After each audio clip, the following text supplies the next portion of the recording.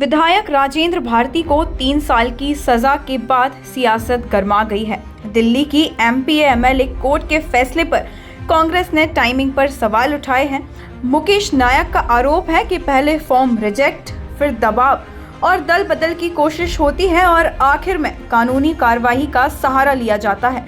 वहीं अलग अलग मामलों में अलग फैसलों को लेकर भी सवाल उठ रहे हैं। अब मुद्दा ये है कि क्या ये न्याय है या सियासत।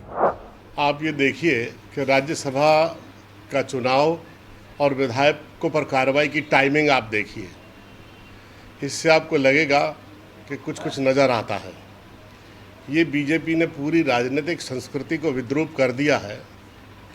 पहले उम्मीदवारों के, कांग्रेस के उम्मीदवारों के फॉर्म रिजेक्ट कराओ, उसमें असफल हो गए तो लोभ लालच दे के उनके फॉर्म वापस करवा दो।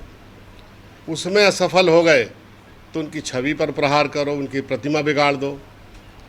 उसमें असफल हो गए तो दल बदल करा दो। अगर उसमें असफल हो गए तो न्यायालय तो जनता की सेवा के लिए है, उसका उपयोग करो।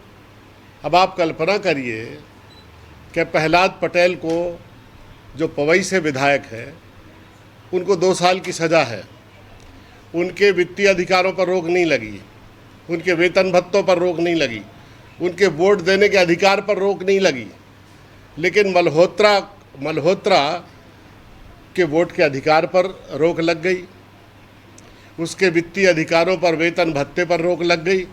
और यहाँ तक तो ठीक है, दूसरे नंबर पे जो आया है, जो 7000 वोट से हारा है, वो विधायक डिक्लेयर कर दिया गया।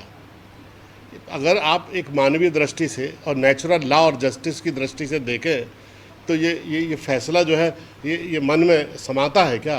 ये समझ में आता है क्या? ये बिल्कुल समझ में नहीं आता। भारतीय जनता पार्टी ने भारत की राजनीतिक संस्कृति को रसातल में ले जाकर खड़ा कर दिया है।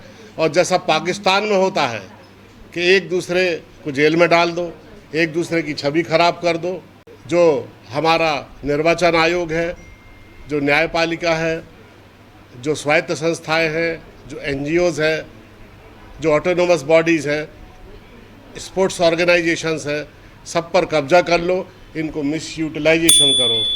ये बीजेपी की जो एक अधिकार की प्रवृत्ति है, ये लोकतंत्र के लिए घातक है और ये जनमत के बीच में आज घुटन और बेचैनी पैदा करने लगी है। हम लोग लोकतांत्रिक लड़ाई अंतिम सांस तक लड़ते रहेंगे। हमें न कोई डर है, हमें न कोई घबराहट है।